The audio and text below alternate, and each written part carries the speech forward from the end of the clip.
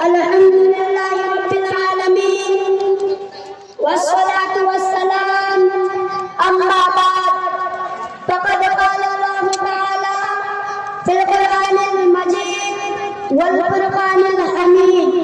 فأعوذ بالله من الشيطان الرجيم بسم الله الرحمن الرحيم والذين جاهدوا فينا لنهدينهم سبلنا محترم حضرات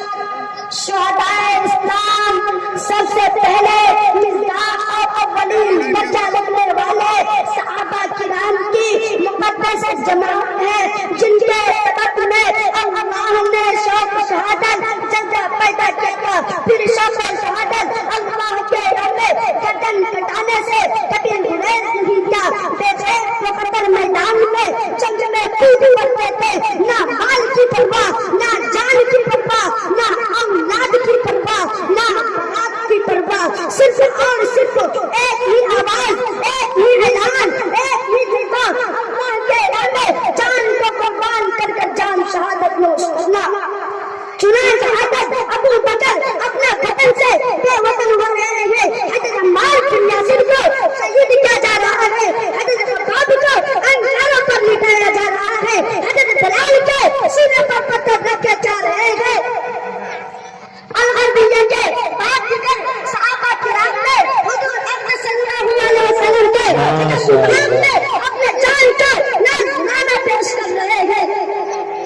دیکھتے دیکھتے باری آ جاتی ہے کہ حضور صلی اللہ علیہ وسلم کے چچا آپ صلی اللہ علیہ وسلم کی خدمت میں حاضر ہو کر عرض کرتے ہیں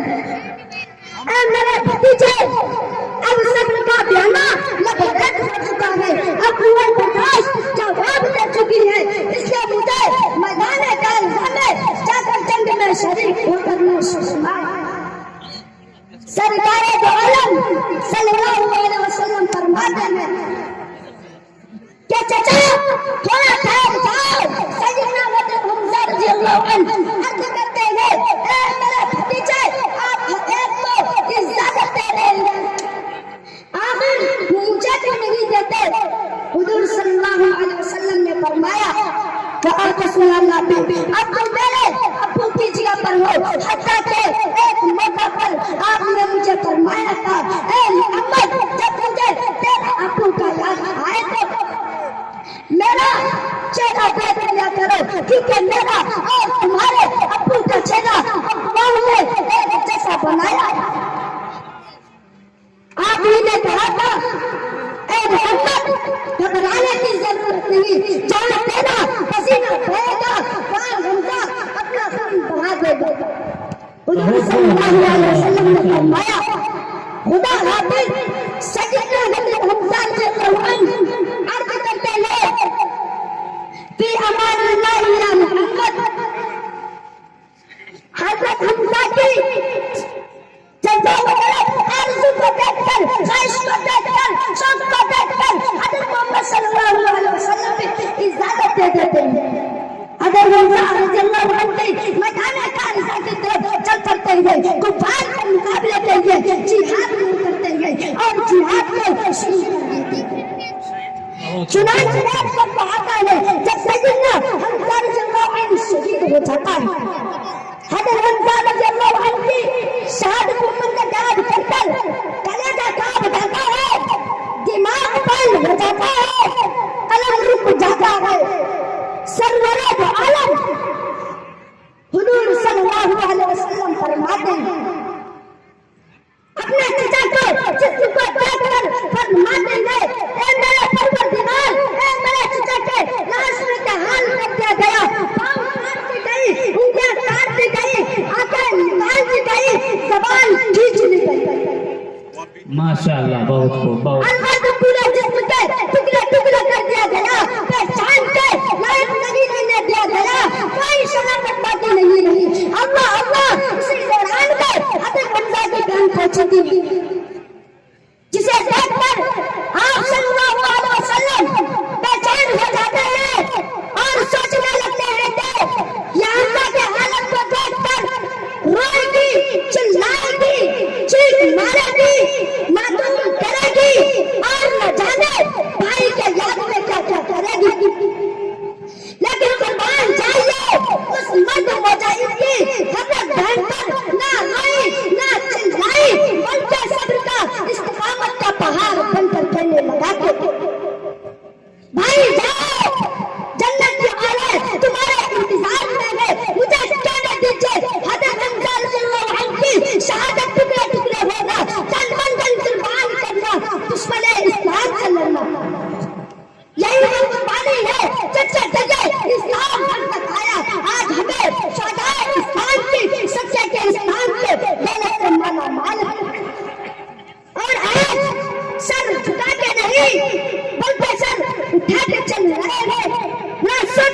نہیں صحابہ کرام کی وہ عالم نے جب کے مولا کے اعتبار سے اور تعداد کے اعتبار سے دشمن کے مقابلے میں تھے، لیکن جب شہادت سے شرمسار ہونے کی وجہ پر آزاروں پر بھاری تھے اور آپ مسلمان مالی اعتبار سے اور افراد کے اعتبار سے سب سے زیادہ اور پوری تعداد کی مسلمان کی موجود ہے، سونے جیسا فلان پٹوان مسلمان کے قبضے میں ہے، اس کے باوجود مسلمان کو رسول و دلیل ہو رہے ہیں، مسلمانوں کو تیر سمجھا جا رہا ہے، مسلمانوں کو تاڑی سے کھیلے جا رہے ہیں، ہر جگہ مسلمانوں کا دم سکل اڑایا جا رہا ہے، اس کے باوجود مسلمان ان تمام ظلم کو سہ رہے ہیں۔ بہت ہو ماشاء اللہ ماشاء اللہ۔ گھاس سے اکھاڑ کر پھینکے جا رہے ہیں۔ دوستوں، اس کی وہی وجہ یہی ہے آج ہمارے اندر صحابہ کرام کے جیسا ایمان نہیں رہا، صحابہ کے جیسا حوصلہ نہیں رہا، حالانکہ اقتدار اور افراد کی اعتبار سے بکتے اور آج مسلمان مالی اقتدار اور افراد کی اعتبار سے سب سے زیادہ نظر آتے ہیں۔ دوستوں، آج ہمیں بھی صحابہ کرام کے جیسا حوصلہ رکھنا پڑے گا، صحابہ کے جیسا عقل رکھنا پڑے گا، صحابہ کے جیسا ایمان رکھنا پڑے گا، صحابہ کے جیسا تکالیف کو برداشت کرنا پڑے گا، تب کہیں جا کر ہمارے اندر صحابہ کرام کی حقیقت پیدا ہوگی۔ کسی طریقے سے صحابہ نے اپنی زندگی کو سنوارا تھا، کیونکہ نئی آخرت کی سب سے زیادہ فکر ہے، کیونکہ کسی طریقے سے ہم آخرت میں کامیاب ہو جائیں۔ ماشاء اللہ ماشاء اللہ۔ اس لیے دوستوں، آپ نے صحابہ کرام کا تاریخ کو پڑھا ہوگا، اگر جنگ میں اعلان ہوتا ہے تو لوگ ہر چیز کو قربان کر دیتے ہیں، انہوں نے بچوں کو قربان کیا، اپنے وطن کو چھوڑا، اہل ایمان کو چھوڑا، اپنی نئی دلہن کی سہاد اور ارمان کا پر قربان کیا،